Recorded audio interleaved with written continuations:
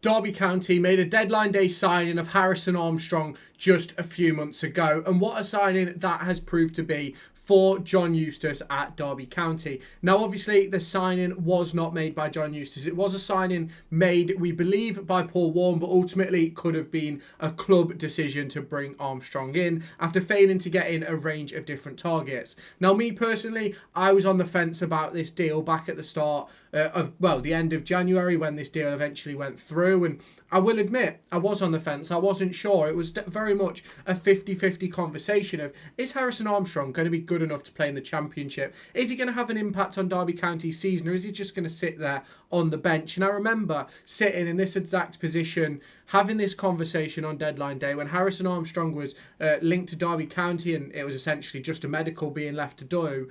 And I essentially said, what is the point of bringing in Harrison Armstrong and not trying out a Cruz Allen, not trying out a Harry Hawkins, a Jack Perry, a Niall McAndrew, or something like that? That was my thought process. Even an Owen Eames was a conversation, a Freddie Turley. And I think at the time, even Morton Spencer was on the list. And obviously we know the disappointing circumstances that have come with the end of Spencer's career. But when it comes to Harrison Armstrong, I'm not going to say I was right or I was wrong, because ultimately at the end of the day no one knew what to expect. No one had really seen a great deal of Armstrong, because unless you worked in a club, in an academy or whatever like that, and you had access to all the data and all the footage that these teams have access to, no one will really know a great deal unless you're really an Everton fan.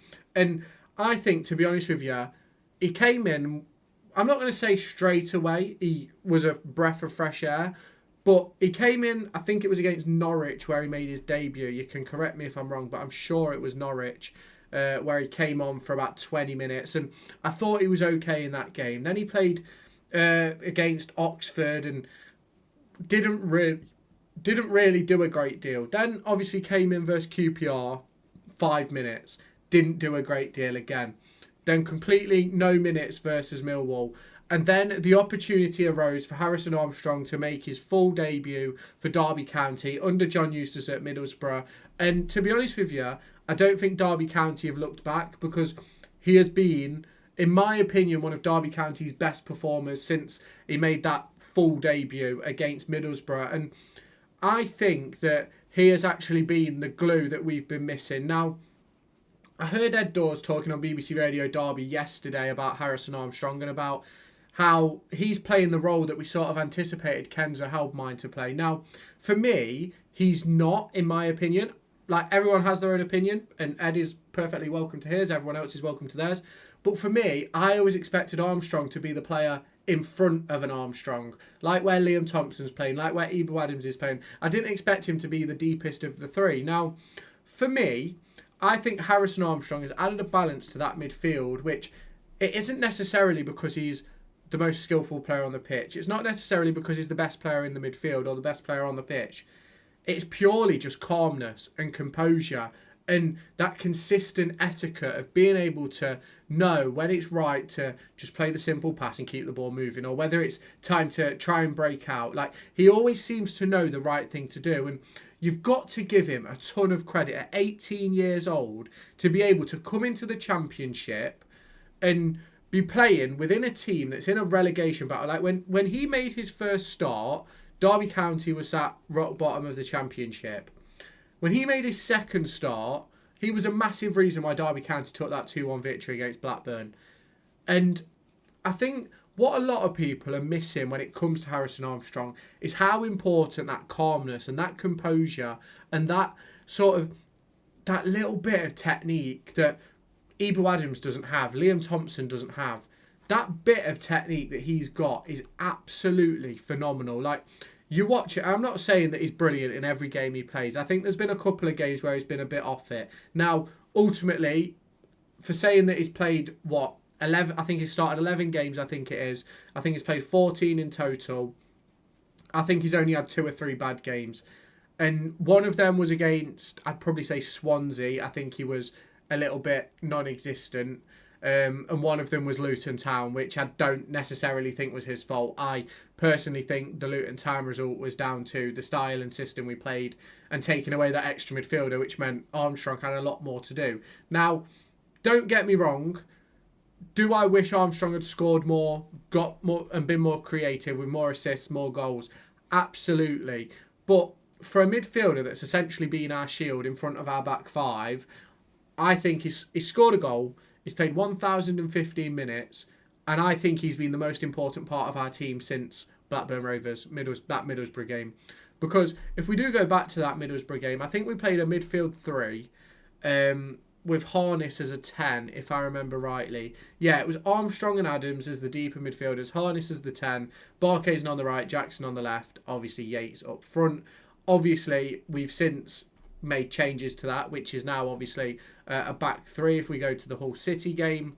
You've obviously got the midfield three of Adams, Thompson and Armstrong, back three of Phillips, Langas and Clark, Fozzie, Wilson as wing backs with Yates and Harness up front. Now, I think that Armstrong has benefited so much from that move to a back three, because not only has he got that added protection behind him of three superb centre-halves, of whether it be Langas or Fozzie, whether it be Clark or whether it be Phillips, he's got a phenomenal back three behind him, which means if he does make an error, he's got cover, and he's got really, really good cover behind him as well. And I think that when Harrison Armstrong does go back to Everton this summer, because he will go back, he will be assessed this pre-season, I don't think it's going to be a difficult decision for them to let him out again on loan. I don't think that's going to be a decision which really is going to take much thought. I personally think he's definitely out on loan next season. But if they sort of look at him and do decide, you know what, he's got a bit about him, I think he could thrive in a team. I think he could thrive. I don't necessarily think he's good enough to be a Premier League starter right now, but I certainly think he's good enough to play at the top end of the Championship. And he's already got interest from the likes of Blackburn Rovers. Obviously, I imagine Derby County will be taking a look into his potential availability this summer. Obviously, at the moment, Derby County still don't actually know if they're going to be in the division or not, which can be a little bit of a difficult situation to be in heading into the final game of the season. But ultimately, Derby County would need a lot to go wrong for them to go down, which you never know in football. It can happen. But Preston have picked up 9 points in the last 13 games.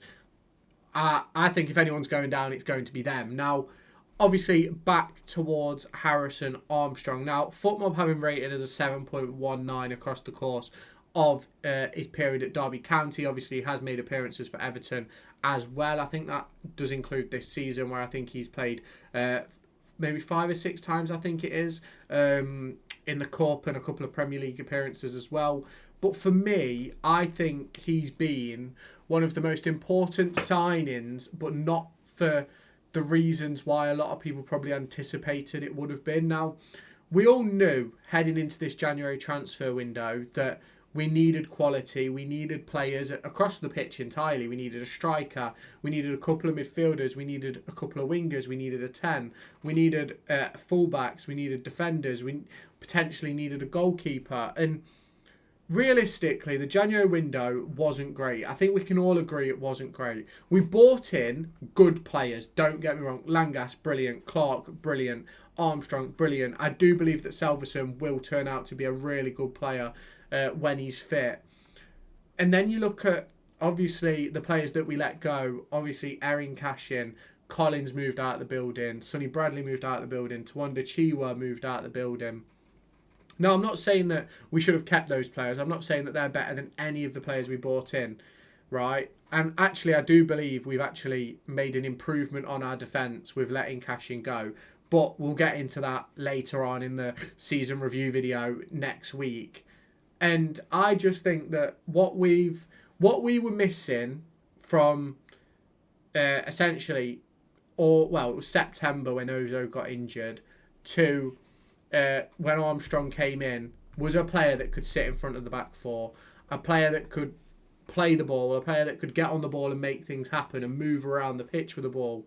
That's something that I thought we were missing, because in my opinion, Ibu Adams isn't that player. Neither is Liam Thompson. Neither is Kenzo. I think Kenzo, if you get him in the right places, he'll make things happen. He showed that at the start of the season. I actually think that realistically, if we weren't in the shit we were in when John Eustace came in, I think he would have played a lot more football. And I think next season, Kenzo will be one of our main players, in my personal opinion. We'll obviously have to wait and see what the transfer window brings. I do think that whether it be Championship or League One, there's going to be a lot of movement in and out of the club.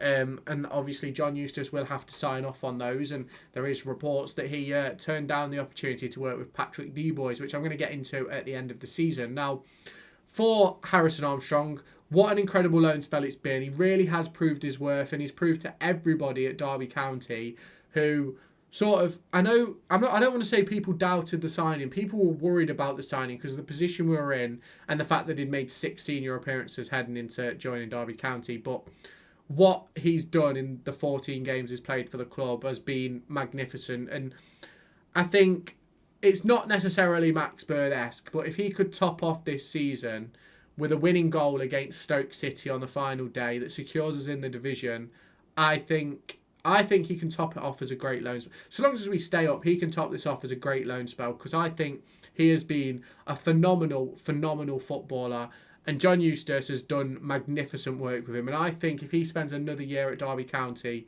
he could turn into one of the best midfielders in the Premier League eventually. And that obviously all goes down to getting the opportunity to play at Everton, being able to play full-time now, essentially, which is what he's done for Derby County. I think it's 11 back-to-back starts. I don't think he made his first start at Middlesbrough, and he's played every game since, and pretty much 90 minutes every week as well, which is exactly what Everton will have been wanting, and what a signing it has proved to be. Would I sign him again next season? Yes, I think I would. I think I'd absolutely put my foot in the door and go, you know what, David Moyes, give us Armstrong back. Give him another go. Let's see what we can do with him when we build a proper side with a proper Championship manager, and let's see what you think. And I think Everton will go for it. But you can obviously let me know your thoughts down in the comments. If you have not done so already, hit that like button, hit that subscribe button, turn on that notification bell. Let me know your thoughts on Harrison Armstrong down in the comments, and I'll catch you in the next one.